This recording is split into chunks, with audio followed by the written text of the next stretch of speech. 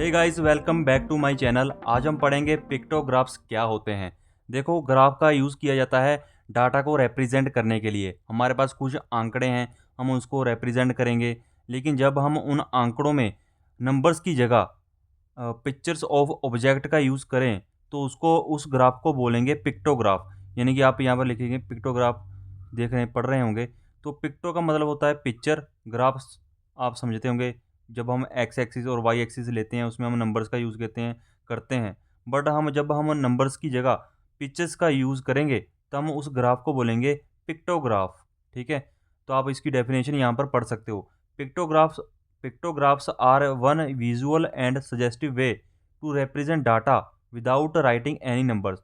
मतलब पिक्टोग्राफ्स में डाटा को रिप्रेजेंट किया जाता है विदाउट एनी नंबर्स। नंबर को लिखे बिना रिप्रेजेंट किया जाता है। लेकिन किया कैसे जाता है? With the help of picture of object. आप आगे इसके बारे में पढ़ोगे। Look at this picture, you may be familiar with it from previous classes. आप पिछली क्लासेस में भी इसके बारे में आपने पढ़ा होगा।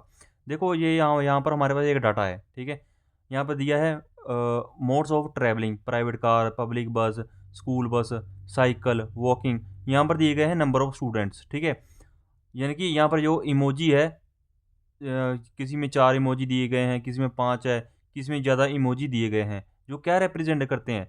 ऊपर बताया गया है कि एक इमोजी एक स्टूडेंट्स को रिप्रेजेंट करता है। ठीक है, अब यहाँ पर प्राइवेट कार के सामने 4 इमोजी दिए गए हैं, जिसका मतलब है कि सिर्फ 4 स्टूडेंट प्राइवेट कार का यूज़ करते हैं स्कूल आने के लिए। और पब्लिक बस के आगे 1 2 3 4 5 इमोजी का यूज़ किया गया है, जिसका मतलब है कि 5 स्टूडेंट्स पब्लिक बस का यूज़ करते हैं स्कूल आने के लिए। और भी हमारे पास एग्जाम्पल है जिसकी हेल्प से मैं आपको बताऊंगा कि पिक्टोग्राफ एक्चुअली होते क्या हैं। ये pictograph a represent data through pictures of object, जो मैंने आपको पहले बताया।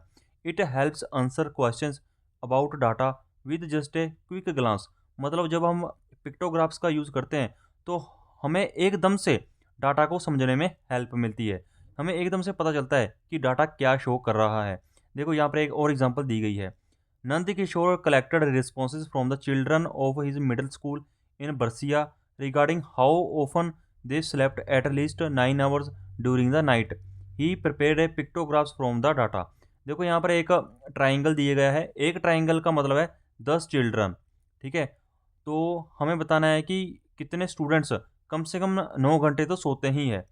तो ऑलवेज रिस्पॉन्स में दिया गया है ऑलवेज, समटाइम्स, नेवर। जो हमेशा 9 घंटे सोते ही है, उसके आगे कितने ट्राइएंगल बनाए हैं? 1 2 3 4 5, 5 ट्राइएंगल बनाए हैं। और एक ट्राइएंगल में कितने स्टूडेंट्स ऊपर बताया गया है? 10।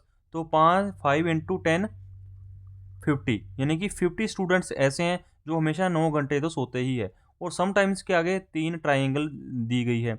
और एक ट्राइएंगल में 10 चिल्ड्रन है, तो 3 ट्राइएंगल में कितने स्टूडेंट्स हो गए? 3 इंटू 10 30, यानी कि कुछ कुछ, यानी कि कभी कभी 9 घंटे सोने वाले कितने स्टूडेंट्स है? 30। और नेवर के आगे कितने हैं? 4 ट्राइंगल है, और 4 जो, और एक ट्राइंगल में कितने हैं? 10 स्टूडेंट्स है। तो फिर 4 इंटू 10 40, यानी कि 40 कभी भी नहीं सोते हैं 10 घंटे। ठीक है, वो एक और एग्जांपल है हमारे पास, ड्राइविंग ए पिक्टोग्राफ्स। अगर हमें पिक्टोग्राफ को एक्स एक्सिस और वाई एक्सिस में समझना है तो हम ये एग्जांपल को देख सकते हैं। पीछे वाले में सिंपल डाटा दिया गया था, लेकिन यहाँ पर अगर एक्स एक्सिस और वाई एक्सिस ग्राफ बनाना हो हमें, एक्चुअल में पिक्टोग्राफ तो यही है। क्योंकि एक तो ग्राफ भी बन गया और हमने नंबर्स की जगह पिक्चर्स ऑफ ऑब्जेक्ट का यूज़ किया। तो एक्चुअली में पिक्टोग्राफ तो यही होता है। ठीक है, पीछे वाला जस्ट सिंपल आपको समझाने के लिए था। है तो ये भी ग्राफ है, लेकिन ये एक डाटा रिप्रेजेंट करता है। बट एक्चुअल में ग्राफ तो ये होता है जिसमें हम एक्स एक्सिस और वाई एक्सिस का इस्तेमाल करते हैं। ठीक है, यहाँ पर क्लास दी गई है, क्लास 1, क्लास 2, क्लास 3, क्लास 4, यानी कि 8 तक क्लास दी गई है। और नंबर ऑफ स्टूडेंट्स कितने हैं? ठीक है, मतलब ऊपर दिया गया है, one day Lakhanpal collected data on how many students were absent in each class. यानी कि अब्सेंट कितने स्टूडेंट्स अब्सेंट है रिस्पेक्टिवली हर क्लास में, तो उसका हमारे पास डाटा है। एक्चुअली में ये हमारे पास डाटा होता है। ठीक है, जो हमने पीछे एग्जांपल लिए वो हमारे पास डाटा थे। उसको हम ग्राफ के थ्रू कैसे रिप्रेजेंट करेंगे? With the help of picture of object, जिसको हम पिक्टोग्राफ्स बोलते हैं, वो आज हम समझेंगे। तो उसने एक ग्राफ बनाया, एक्स एक्सिस में ले लिया, ये एक्स एक्सिस होता है। और ये होता है वाई एक्सिस, ठीक है। एक्स एक्सिस में ले लिए नंबर ऑफ स्टूडेंट्स अब्सेंट, इधर को क्लासेस होगी ऊपर को, ठीक है। 1, 2, 3। तो एक पहली क्लास में कितने इमोजी दिए गए हैं? 3 इमोजी दिए गए हैं। और एक इमोजी में कितने स्टूडेंट्स यहाँ पर लिए गए हैं? ये आपको हमें खुद को एडजस्ट करना पड़ता है कि एक इमोजी में कितने स्टूडेंट्स रखने हैं, ठीक है। हमारे पास छोटा डाटा है तो हम एक इमोजी में 1 ले सकते हैं। अगर हमारे पास हज़ारों की तादाद में होते तो हम एक इमोजी में 10 स्टूडेंट्स भी मान सकते थे, जिससे हमें बड़े-बड़े डाटा को समझने में हेल्प मिलती। तो यहाँ पर क्लास 1 में 3 इमोजी दिए गए हैं, यहाँ पर 3 स्टूडेंट्स अब्सेंट है। क्लास 2 में कितने इमोजी दिए गए हैं? 1, 2, 3, 4, 5। यहाँ पर 5 स्टूडेंट्स अब्सेंट है। क्लास 3 में 1, 2, 3, 4, यहाँ पे 4 स्टूडेंट्स अब्सेंट है। और क्लास 4 में 2 स्टूडेंट्स अब्सेंट है। ऐसे-ऐसे क्लास 8th तक आपको डाटा समझने में हेल्प मिलेगी।